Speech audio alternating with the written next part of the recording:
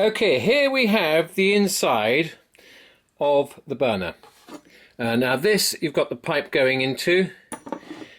This is the first velocity tube, which as you can see is coned. Then you've got this, which the air goes in here and then goes up there, and that's got the thing there, and then this is the jet, and this one I've yet to put a hole in that jet, and the jet I'm using is 3/32, and then we've got the